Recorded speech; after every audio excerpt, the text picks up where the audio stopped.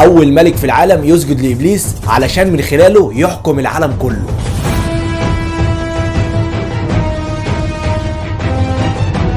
الملك اللي اشعل النيران علشان يحرق فيها سيدنا ابراهيم عليه السلام. الملك اللي بنى برج بابل العظيم اللي يعتبر واحد من احدى عجائب الدنيا السبع.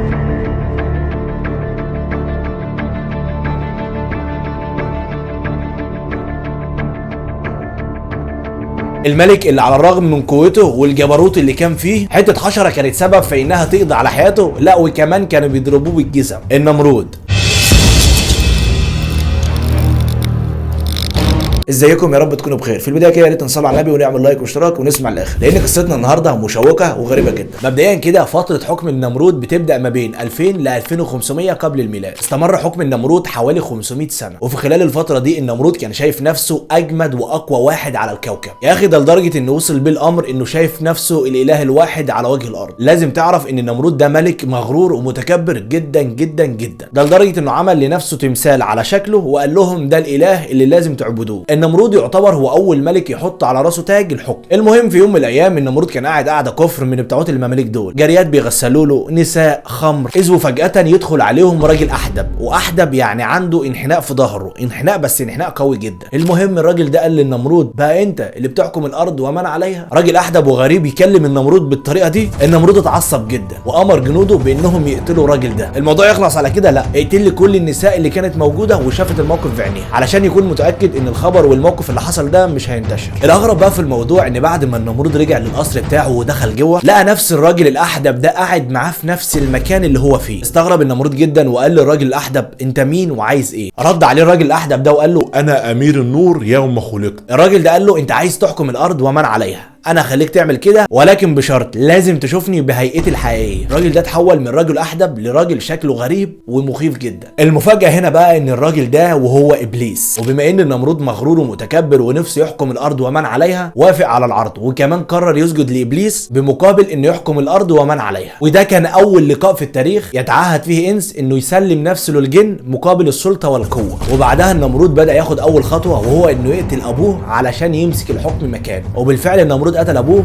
ولبس تاج الحكم لاول مره. وقتها النمرود الغرور والقوه خدته وقال نحن نملك الارض ومن عليها. ومن بعدها النمرود بدا يفتتح ويغزو البلاد لدرجه انه حكم الاقاليم السبع. الظلم دايما ما بيكملش. تمر الايام ويحلم النمرود بحلم، ولكن بالنسبه له كان كابوس، لان علماء بابل وقتها فسروا له الحلم الغريب ده وقالوا له ان في ولد هيتولد ولكن نهايه النمرود هتكون على ايده. النمرود وقتها خاف وقلق جدا، لذلك امر جنوده بانهم يقتلوا اي ولد يتولد في مملكته. ومن حسن الحظ اتولد في الفتره دي سيدنا ابراهيم ابو الانبياء. وقتها سيدنا ابراهيم قدرت تخفي خبر ولادته عن كل الناس اللي حواليها. تمر الايام والسنين والنمرود وحاشيته كان هم في الفتره دي اللي بيمتلكوا وبيحتكروا كل الطعام والشراب في جميع البلاد، يعني هتلجأ للنمرود يعني هتلجأ له. المهم في يوم من الايام راح سيدنا ابراهيم علشان يجيب اكله من هناك. النمرود وقتها قبل ما اي حد ياخد الاكل لازم يساله ويقول لهم من ربكم. الناس كلهم ترد عليه لانهم في اشد الحاجه ليه، عايزين اكله كده، فيقولوا له انت ربنا والعياذ بالله. ولكن لما جه الدور على سيدنا ابراهيم رد وقال إذ قال إبراهيم ربي الذي يحيي ويميت. فرد عليه النمرود وقال انا بقدر احيي واميت. ده لدرجه يا اخي ان النمرود وقتها جاب راجلين، قتل واحد ورحم التاني. قال ايه هو كده بيحيي ويميت؟ رد عليه سيدنا ابراهيم وقال له الله ياتي بالشمس من المشرق فاتي بها انت من المغرب. وقتها سكت النمرود وبقى قليل الحيله وما كانش عارف يعمل ايه. طبعا انت ممكن تقول ايه اللي يخلي النمرود ما يقتلش سيدنا ابراهيم وقتها، بس طبعا هو لو عمل الفعل اللي انت بتقول عليه وقتله هيبان ضعيف وقليل قدام قومه، وطبعا قومه شايفين ان هو الاله. تمر الايام وسيدنا ابراهيم يفضل يدعي في قومه انهم يعبدوا ربنا ويسيبوا النمرود والاصنام اللي هم كانوا بيعبدوها. لذلك في يوم من الايام استغل سيدنا ابراهيم عدم وجود الكهنه وعباد الاصنام، دخل على كل الاصنام اللي موجوده وكسرهم، ولكن ساب اكبر صنم موجود فيهم. الكهنه وعباد الاصنام لما رجعوا قالوا مين اللي عمل في الهتنا كده؟ رد عليهم سيدنا ابراهيم اللي عمل كده الصنم الكبير اللي ما اتكسرش. الغريب بقى ان وقتها الكهنه وعباد الاصنام قالوا ازاي يعني بقى الصنم هيتحرك وهيكسر الاصنام الثانيه؟ المهم خدوا سيدنا ابراهيم وطلع على النمرود علشان يحكم ما بينهم. طبعا النمرود وقتها كان فاكر سيدنا ابراهيم كويس قوي بسبب اخر واقعه، قال لك بس فرصتي جات لي ان انا انتقم من الراجل ده. النمرود امر كل جنوده انهم يجمعوا اكبر كميه كميه من الحطب والخشب ويحرقوها علشان ياخدوا سيدنا ابراهيم ويرموه في النار اللي هم هيشعلوها. علشان تتخيل حجم النار اللي اترمى فيها سيدنا ابراهيم، لو انت كنت في مدينه تانية هتبص هتشوف النار من كتر ما هي شديده. الغريب بقى في الموضوع ان النار دي على الرغم من انها فضلت شغاله لايام معدوده، الا ان الجنود بعد ما النار هديت وخلصت بيبصوا لقوا سيدنا ابراهيم النار ما لمستش جسمه. وقتها صدم الجنود وجري على النمرود. النمرود لما سمع الخبر استغرب جدا واندهش. وقتها النمرود حس ان ابليس بيكذب عليه، قال له ابليس فين القوه اللي انت اديتها لي؟ وبعدين ازاي النار ما حرقتش انس؟ ابليس كذب عليه وما رضيش يعرفه ان هو نبي، وقال له ان ده شيطان زيه. النمرود كمل في الظلم والغرور والتكبر بتاعه لدرجه ان امر جنوده انهم يجمعوا اكبر قدر من الناس علشان يبنوا له مبنى يطلع من خلاله للسماء. المبنى ده وهو برج بابل بالعراق. الغريب بقى ان المبنى ده بعد ما خلصوه انهار قدام عينيه. مع الوقت سيدنا ابراهيم عمال يحاول ان يهدي النمرود ويعبد ربنا اللي هو الواحد القهار، ولكن النمرود فضل مصر على اللي هو فيه. فقرر ربنا يبعت على النمرود جند من جنوده وهو جيش من البعوض. جيش المهول من البعوض ده دخل على جنود النمرود ودمرهم حرفيا، لدرجه ان البعوض كان بياكل في لحم ودم الجنود. ولكن هنا العبره، ربنا دخل بعوضه واحده بس في دماغ النمرود فضلت تزن وتتحرك في دماغه لمده 400 سنه. هو لازم بعد الظلم والجبروت اللي هو عمله ده لازم يبقى عبره. النمرود يا عيني ما كانش بيغفل لحظه، لدرجه ان كان بيجمع الناس علشان يمسكوه بالابائب او الشباشب او الجزم ويضربوه على دماغه. علشان تتخيل الشعور او الموقف اللي النمرود كان فيه، تخيل كده اي حشره بسيطه لو مهما كان هي صغيره دخلت جوه دماغك او حتى مناخيرك، شوف ايه اللي هيحصل لك. كان ربنا ممكن يبعت عليه